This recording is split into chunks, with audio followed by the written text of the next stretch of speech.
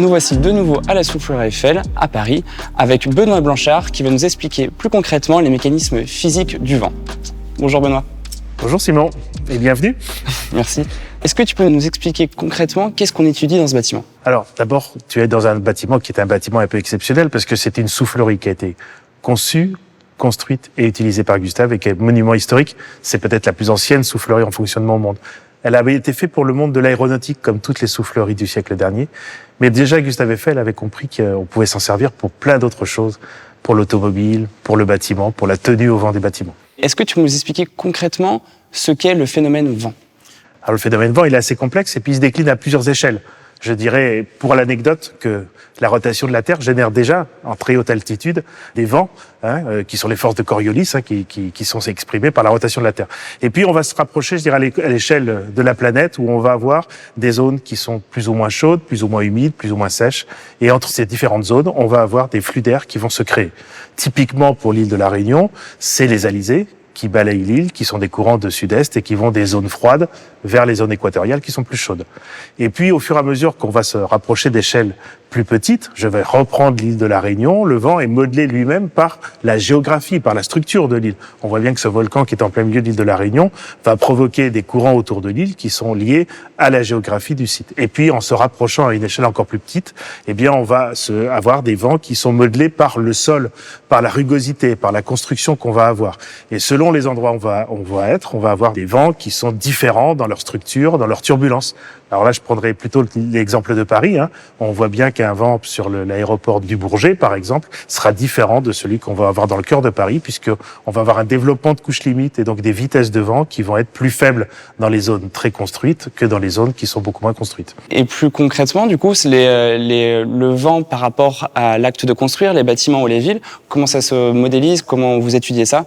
Alors, on va étudier en soufflerie, on génère du vent et on peut générer le vent naturel, c'est-à-dire qu'on va reproduire ce qu'on appelle la couche limite atmosphérique turbulente, c'est-à-dire cette couche basse et dans laquelle on a les constructions qu'on va faire. En gros, dans la soufflerie, il y a peut-être deux types d'essais très importants dans le bâtiment. Il y a la tenue au vent, ça c'est une chose, mais ce qui nous concerne particulièrement, ça va être la ventilation naturelle, comment utiliser le moteur éolien pour rendre confortables les espaces de vie. J'ai vu qu'il y avait une maquette juste en dessous. Est-ce que on peut peut-être y aller pour voir Alors, comment... c'est justement, on va aller regarder cette maquette, comprendre comment on la fabrique et comment on va avoir une interaction du vent sur l'objet que je vais te montrer. Voilà, Simon, on est là devant une maquette de soufflerie. Il s'agit de la médiathèque de Saint-Leu, à La Réunion, qui a été conçue en ventilation naturelle. Alors, on parlait du vent tout à l'heure. Qu'est-ce que fait le vent quand il trouve un obstacle? Eh bien, il va générer autour des façades des champs de pression, des champs de dépression autour du bâtiment. Par exemple, ici, les vents qui sont le plus courants sur le site sont des vents qui arrivent de ma gauche et qui arrivent sur ce bâtiment-là. Ça veut dire que cette façade-là, et un peu celle-là, vont être en pression. Les autres façades, la toiture, les façades en arrière, vont être, elles, en dépression. D'accord? C'est le vent qui modèle ce champ de pression autour du bâtiment. Quel va être l'impact de ces pressions et dépressions? Eh bien, en réalité, si tu ouvres entre une façade en pression et une façade en dépression, des courants d'équilibrage se mettent en place et tu génères un flux d'air à travers le bâtiment qui va nous servir, nous, pour le confort en ventilation naturelle. On comprend bien qu'il y a un champ de pression autour du bâtiment. On a des façades en pression et des façades en dépression. Des vitesses d'air vont être générées. À quoi elles vont servir, concrètement? Alors, c'est intéressant parce qu'en fait, la ventilation d'un bâtiment, elle se décline sur plusieurs objectifs. Le premier, et qu'on va trouver sous toutes les latitudes, c'est la ventilation hygiénique. C'est-à-dire qu'on va avoir des courants d'air suffisants pour évacuer toutes les sources de pollution à l'intérieur d'un logement, à l'intérieur d'un bureau. Nous-mêmes, du CO2 qu'on émet, il faut l'évacuer si on va avoir un air le plus pur possible à l'intérieur de la pièce.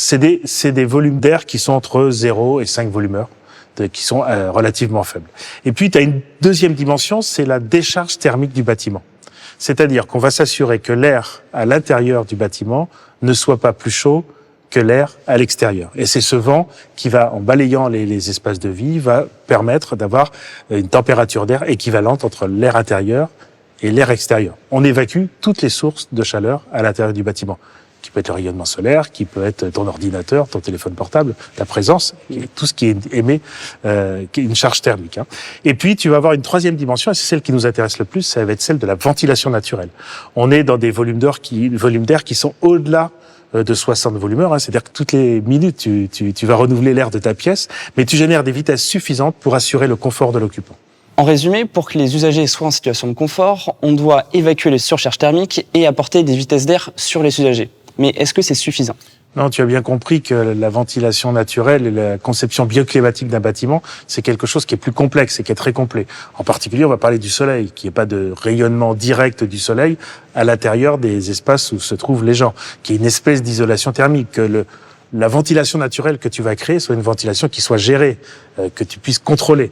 Et puis, il y a aussi une autre chose qui est très importante. Un bâtiment que tu vas installer sur un parking ou au milieu d'une zone végétalisée va pas donner du tout les mêmes résultats, puisque sur le parking, tu vas avoir un échauffement de l'air qui va arriver dans le bâtiment, alors que sur une zone végétalisée, tu peux même avoir un air même un peu plus frais, je dirais entre guillemets, que la température ambiante. Donc c'est extrêmement important quand tu conçois ton bâtiment, de regarder aussi l'environnement autour, l'environnement bâti, l'environnement végétal. Merci Benoît. Nous avons bien compris le phénomène vent et son interaction avec le bâtiment.